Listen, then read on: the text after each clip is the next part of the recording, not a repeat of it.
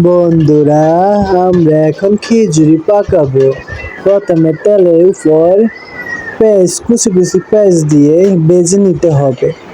ভালোভাবে লেড়ে ছেড়ে ভেজে নিতে হবে। তারপরে দিয়ে দিচ্ছি রসুন বাটা, তারপরে দিয়ে দিচ্ছি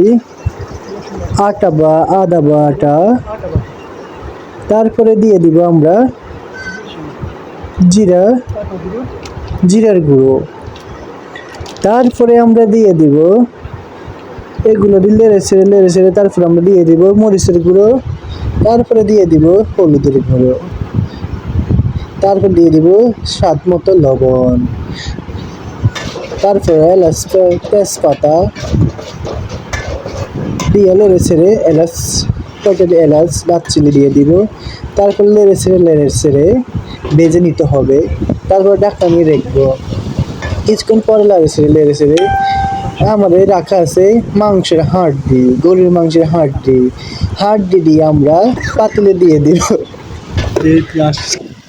হাড্ডিগুলো দিয়ে লাড়াচাড়া করে নিয়ে মিক্স করে নিতে হবে। তারপরে মিক্স করে আমরা দিয়ে দিব ঢাকনা।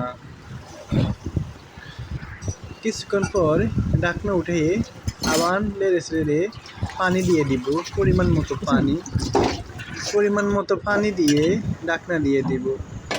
যে কিছুক্ষণ পরে এগুলা সিদ্ধ হয়ে উঠবে। সিদ্ধ হয়ে আসার পরে আমরা দিয়ে দিব আগে ভেজে রাখা মুগ ডাল দিয়ে দিব এখন মাংস হাড্ডির সাথে। এখন মুগ ডালগুলো ভালো মতো মিক্স করে ঢাকনা দিয়ে দিব। এই যে হয়ে আসছে, সিদ্ধ হয়ে আসছে।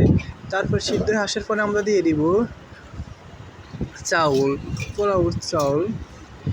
তারপরে চাউলগুলো আমরা দিয়ে ভালো মতো নেড়ে ছেড়ে মিক্স করে নেব। মিক্স করে নেওয়ার পরে পরিমাণ মতো আমরা সিদ্ধ হওয়ার মতো পরিমাণ মতো পানি দিয়ে দেব। পানি দিয়ে দেওয়ার পর নেড়ে ছেড়ে মিক্স করে আবার আমরা ঢাকনা দিয়ে দেব। কিছুক্ষণ পরে ঢাকনা উঠায়ে যে হয়ে গেছে, পানি শুকিয়ে গেছে, আমাদেরগুলো হয়ে আসছে।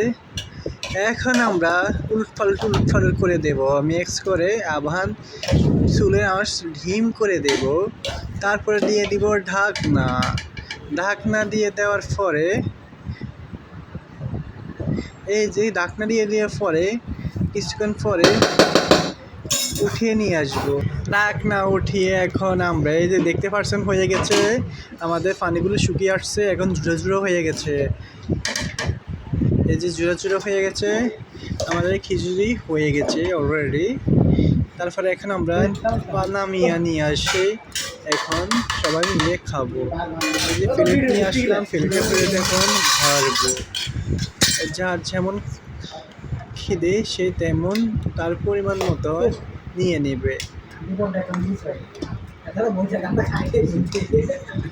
নিয়ে নেওয়ার পরে যে অনেক সুন্দর কালার আসছে। এই যে এখন আমরা খাবো, সেই স্বাদ হয়েছে। এই যে আমি খাইতে আছি, সেই স্বাদ হয়েছে, সেই অস্থির, অনেক স্বাদ হয়েছে। এই যে হাড্ডি কামড় দিলাম।